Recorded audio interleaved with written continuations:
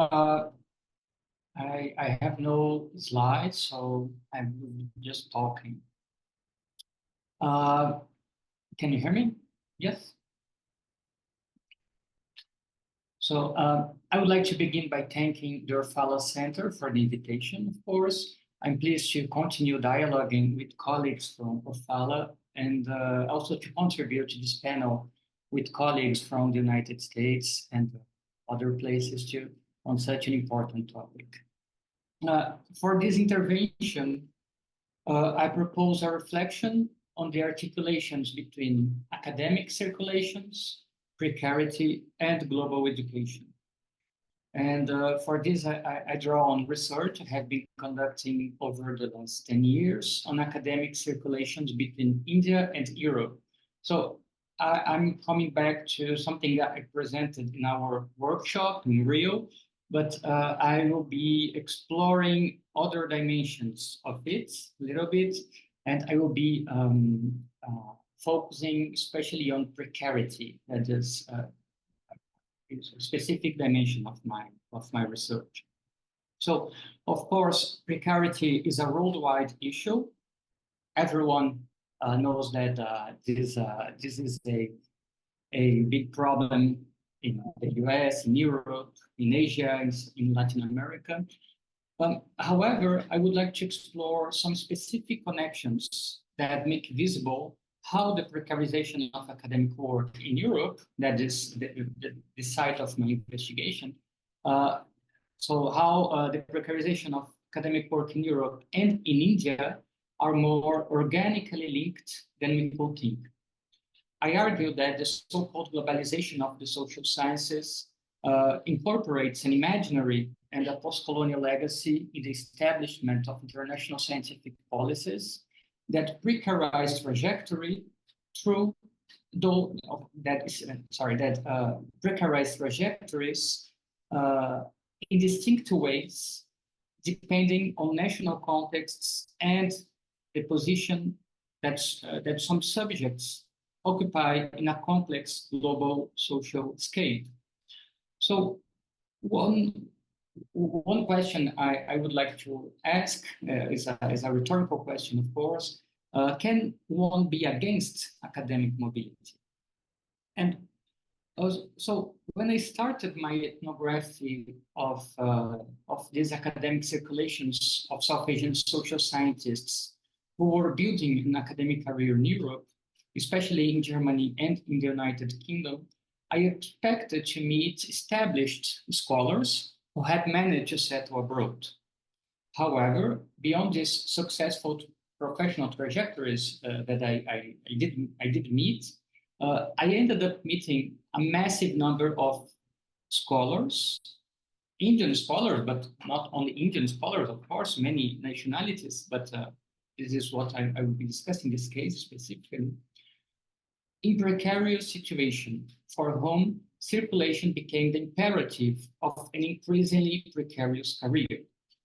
In other words, people circulated because they were in search of a new opportunity, so-called opportunity. While I heard department heads at so-called global universities say that, quote, Indian scholars are very mobile and we value that a lot. End of quote. A significant portion of my precarious interlocutors who were chaining temporary contracts in different countries agreed to judge that mobility became a form of precarization of university life, academic life. One of my interlocutors, a man, a postdoctoral fellow in his 30s, doing postdoctoral with a postdoctoral position in Germany, told me, quote him, mobility, mobility, mobility. It's mobility for precarity. We have to be this kind of detached workforce with no future, right? End of quotation. By highlighting the dark side of mobility, namely the fact that mobility perfectly complements the principles of precarization, the discourse of a part of my interlocutors leads us to a complex position. On the one hand, very few of us would oppose mobility as a fundamental pillar of a cosmopolitan intellectual education and of rich and innovative scientific exchange. On the other hand, a growing field of studies shows that the most internationalized institutions are also those that maintain precarity at the most high levels. As an example, Vita Peacock's study showed that the very prestigious Max Planck Institutes essentially operate on the basis of a highly qualified workforce of international researchers will never be among the 10% of permanent researchers of the institution and who occupy principal director positions. Certainly, precarity can be a form of social downgrading experienced by many scholars from all countries. But I would like to suggest here that a sensitivity to the post-colonial question can allow us to grasp a less explored facet of precarization. So I would be exploring this notion of precarious mobility and to think the encounter of post-coloniality and neoliberalism. The vast majority of my interlocutors come from Indian middle classes, historically privileged from an economic and social point of view.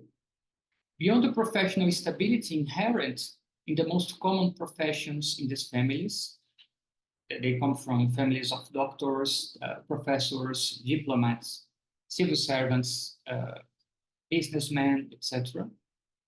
Being middle class in India historically means belonging to well-connected family networks at all levels of the state and the private sphere, including with the Indian and foreign scientific institutions.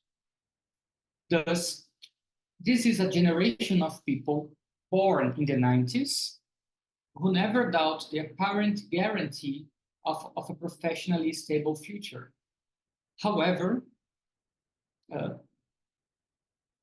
the 90s and the early 2000s was a decade marked by a so-called economic liberalization, when India experienced a series of transformations, both unexpected and disappointing for this generation.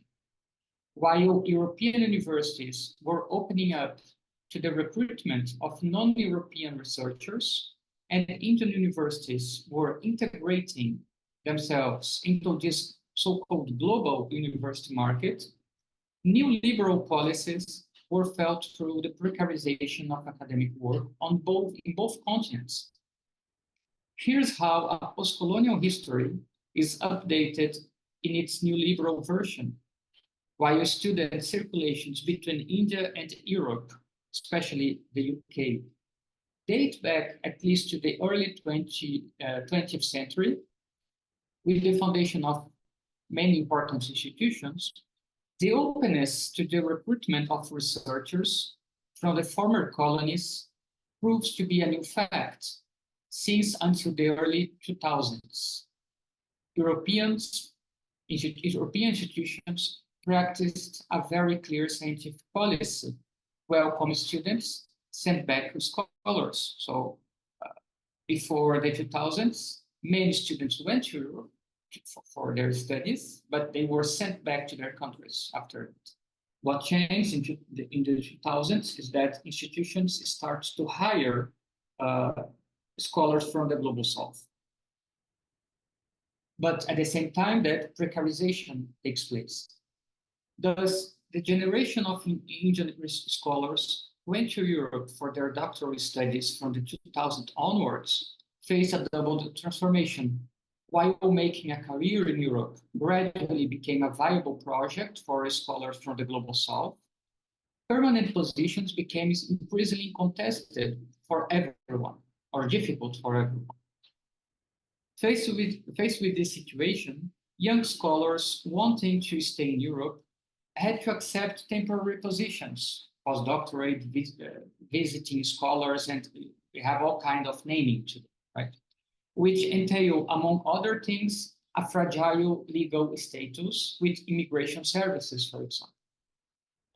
Obviously, returning to India is always an option for these academics, and many do so willingly and successfully. As I observed during my fieldwork in India, the value of European diplomas on the Indian university market assures them high income positions in the country very often, not always, but often, especially at the new private institutions that train the local upper middle class and local elites in India. Nevertheless, here is the role of what some scholars have called the post-colonial predicament. Namely, and we can see that especially in the fact that colonization managed to forge institutions, desires, forms of knowledge, and subjectivities deeply tied to certain Eurocentric imaginaries that are extremely difficult to shed when it comes to intellectual life. The majority of my interlocutors came from Anglophile families, educated in university institutions, modeled on European standards, for whom going to Europe or to the United States was a natural, so-called a kind of natural step in their education. In the framework of this post-colonial imaginary, which was produced through more than 2 centuries of intellectual exchanges, going to Europe was, to paraphrase Stuart Hall, like coming home. Moreover, the desire to build a career in Europe is not limited to a class of families that have been privileged by historical ties that they have maintained with the colonial and post-colonial project. More recently, students and young scholars from more modest families have also been influenced by a certainly more contemporary imaginary, but one that does not break away from the one I just described. The 21st century becomes, according to the official discourse of transnational institutions, the age of cosmopolitanism, of circulation, of cultural diversity, as well as of wide access to higher education. And it's precisely through this double praise, post-colonial and transnational, that one must understand the processes by which European universities open up to the recruitment of researchers from the global south, and consequently, the specificity of the precarity associated with it. An important dimension of the global knowledge economy, and now I'm using a concept developed by Susan Wright, the idea of global knowledge economy. So an important dimension of the global knowledge economy, even if it's talked about much less, lies in the fact that with these researchers from the periphery circulates a set of symbolic and financial capitals of interest to European universities. Concretely, several research centers on India, specialized on India, have been founded in the last 15 years in Europe, many being funded or co-funded by the Indian government and businesses. These centers dedicate to Indian studies, where a large number of precarious researchers circulate. And of course, these are also places of meetings and exchanges, but also of updating geopolitical issues of great importance between countries. Just to give an example, during my fieldwork in the United Kingdom in 2015, I was able to follow the protests against the official visit of Narendra Modi, the Indian Prime Minister, representative of the right-wing Hindu nationalism party, who was invited by Cambridge for a honorary speech at the university. And the question was, what is the interest of the university to invite this chauvinist, far right-wing politician who attacks academic freedom in India to be honored by the university? of Cambridge. So this, of course, the interest that Cambridge had in this alliance was precisely the one displayed by other British universities. The goal is to foster scientific diplomacy based on the attraction of students and public and private Indian investments. This observation is based on documents published by the Consulate General of India, where figures regarding Indo-British partnerships with Cambridge, Oxford, and King's College can be found. It's thus evident that, well beyond the realm of the symbolic and subjectivity, the contemporary post-colonial condition especially shapes the economic conditions and power relations that define the principles and conditions of the production and circulation of scholars, their academic recognition, as well as the concrete possibilities of research funding, both in Europe and elsewhere. And finally, just to conclude, one of the most recent developments in these circulations has to do with the foundation of new institutions, both in the Middle East, where many precarious scholars have been moving to for permanent positions, but also in India itself. So in the last 10 years, we've witnessed the creation of new private research-oriented universities based on a liberal arts model that form the new elites of India, who, instead of leaving to Europe for their studies, stay in India now. In this phenomenon, I think here there are many connections with the previous presentation. And this phenomenon is even more noteworthy as public universities in India are targeted more and more by this Indian far right-wing party in power, challenging academic freedom in Indian universities, occupying all the permanent positions at the university with people from fascist tendencies in India. So what I've been trying to argue here is that precarity and postcolonialism, or neoliberalism and postcolonialism, meet in a very specific way when we look at global precarity and these post-colonial transformations of global education in Europe and in the US. A lot of what I discussed here applies for the US as well, of course.